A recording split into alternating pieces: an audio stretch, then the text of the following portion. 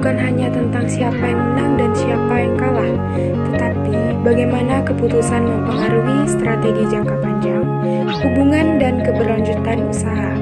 Dalam video ini akan diperlihatkan dua hasil negosiasi yang berbeda. Yang pertama, lose-win, ketika salah satu pihak harus mengalah demi peluang, dan lose-lose ketika kesepakatan gagal karena tidak ada pihak yang mau berkompromi. Nah, selanjutnya kita akan bahas apa sih itu lose-win. Lose-win adalah hasil negosiasi di mana salah satu pihak mendapatkan keuntungan yang signifikan atau disebut dengan win, sementara pihak lain harus mengalah atau berkompromi secara berlebihan atau disebut dengan lose. Biasanya terjadi ketika yang pertama, salah satu pihak memiliki posisi tawar yang lemah. Yang kedua, prioritas bukan keuntungan, tetapi akses, relasi atau menghindari konflik.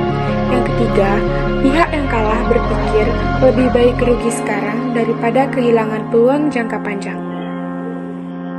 Di sini kami mengambil contoh kerjasama Glow Skin Studio dan Beauty Mart Indonesia. Deskripsi perusahaan: Glow Skin Studio merupakan perusahaan UMKM skincare berbahan natural berdiri pada tahun 2023. Produk utama, moisturizer herbal dan face serum. Distribusi masih terbatas pada marketplace seperti Shopee, TikTok Shop, dan penjualan direct di media sosial. Kapasitas produksi hanya 1.000 per unit per bulan, dan modal keuangan masih terbatas. Beauty Mart Indonesia merupakan retail kecantikan nasional dengan lebih dari 214 outlet fisik di kota besar dan kerjasama dengan marketplace besar. Beauty Mart memiliki bargaining power tinggi karena brand besar merupakan ingin bekerjasama dengan mereka untuk meningkatkan kredibilitas dan exposure. Di sini kami akan menjelaskan kasusnya terlebih dahulu. Glow Skin melihat tren skincare lokal sedang naik dan berencana berekspansi ke retail offline agar brand lebih dipercaya dan menjangkau konsumen lebih luas. Namun, sebagai brand baru, mereka menghadapi tantangan seperti kompetensi tinggi, biaya distribusi mahal, dan minim track record penjualan besar. Beauty Mart melihat Glow Skin memiliki potensi pasar, namun belum memiliki bukti penjualan, brand awareness, atau sertifikasi lengkap di semua produk. Karena itu, Beauty Mart mengajukan syarat kerjasama yang agresif dan berat sebelah. Glow Skin datang dengan harapan negosiasi menghasilkan kesepakatan yang saling menguntungkan. Namun, karena posisi tawar yang lemah dan tekanan kebutuhan ekspansi, hasil negosiasi berakhir tidak seimbang.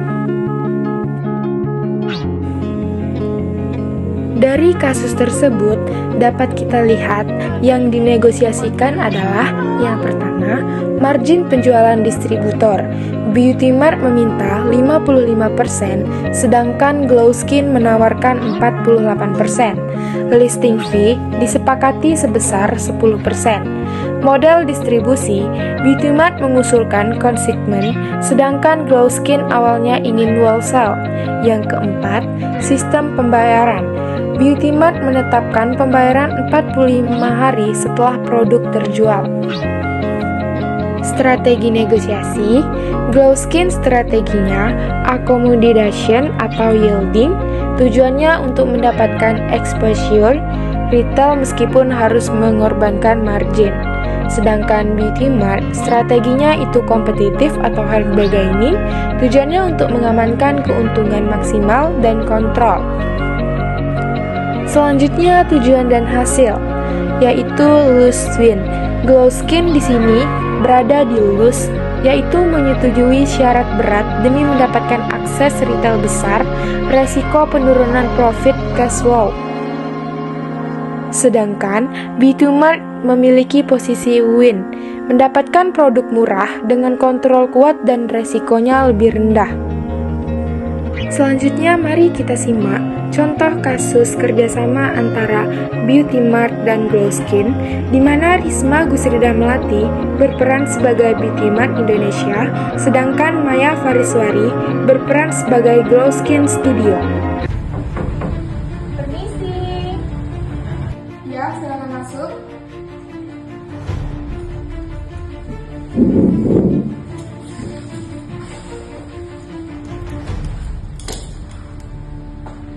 Terima kasih sudah datang. Kami melihat Glowstream cukup potensial untuk masuk outlet kami. Terima kasih juga. Kami memang ingin ekspansi ke retail offline. Ini boleh dilihat dulu. Oke. Baik, kita mulai dari margin. Kami menggunakan standar 55% untuk brand baru. Untuk kami masih terlalu tinggi. Margin distributor Glowstream adalah 48%. Apakah margin itu bisa ditinjau ulang? Memungkinkan dikarenakan bahan produksi dan bahan pokok melonjak tinggi. Oke, bagaimana dengan listing fee 10%? Yang itu bisa kami setujui. Kalau begitu, saya tawarkan model konsigmen dengan pembayaran 45 hari setelah barang terjual, bagaimana? Idealnya kami wholesale karena cash flow kami masih terbatas. Konsigmen adalah standar kami untuk brand baru. Ini bagian dari mitigasi resiko. Kalau untuk itu, Glowstream akan menyesuaikannya. Bagus, kami kirim kontrak minggu depan. Terima kasih, kami tunggu. Setuju? Nah, selanjutnya kita akan bahas lose-lose. Lose-lose berarti kedua pihak akhirnya tidak mendapatkan apa-apa karena terlalu mempertahankan ego, tidak bersedia berkompromi, lebih fokus pada siapa yang menang daripada bagaimana kerjasama terbentuk. Biasanya muncul ketika 1. Dua belah pihak sama-sama ingin dominan. 2. Strategi menggunakan kompetisi keras. 3. Tidak ada komunikasi berbasis kebutuhan. 4. Tidak ada kesepakatan. 5. Pasar hilang untuk keduanya. 6. Potensi kerjasama yang menguntungkan akhirnya gagal. Ini menunjukkan bahwa dalam bisnis tidak ada kesepakatan, juga bisa menjadikan hasil yang terburuk. Di sini kami mengambil contoh gagalnya negosiasi distribusi laptop antara Tehzon dan Pro Gadget Pekanbaru. Deskripsi perusahaan: Tehzon Indonesia merupakan distributor laptop gaming dengan keunggulan prosesor terbaru dan garansi 2 tahun. Tahun 2025, Tehzon mencoba masuk pasar Sumatera agar bersaing dengan brand pasar besar seperti Asus dan MSI. Pro Gadget Pekanbaru merupakan retail toko perangkat elektronik yang mulai kehilangan pasar akibat e-commerce dan kompetitor baru yang menawarkan harga agresif. Di sini kami akan menjelaskan kasusnya terlebih dahulu. Tehzon membutuhkan outlet fisik untuk meningkatkan penetrasi pasar, sementara Pro Gadget membutuhkan produk baru yang bisa menarik pelanggan. Namun, keduanya memasuki negosiasi dengan gaya komunikasi defensif dan orientasi menang kalah. Tidak ada pihak yang mau mundur, padahal peluang pasar terbuka.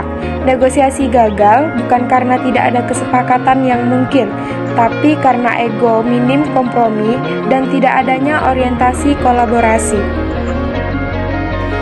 Dari kasus tersebut dapat kita lihat yang mereka negosiasikan adalah yang pertama, harga grosir per unit laptop, yang kedua, kebijakan retur apabila produk tidak laku, yang ketiga, pembagian resiko stok antara pemasok dan retailer.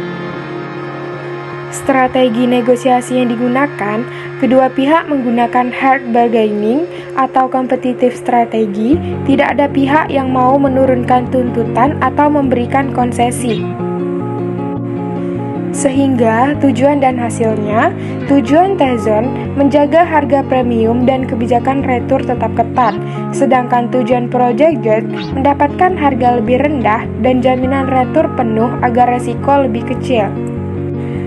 Selanjutnya, mari kita simak contoh kasus gagalnya negosiasi distribusi laptop antara Tehzon dan Pro Gadget Pekanbaru, di mana Rizky Ananda berperan sebagai Tehzon Indonesia dan Muhammad Wakil Ramadhani sebagai Pro Gadget Pekanbaru.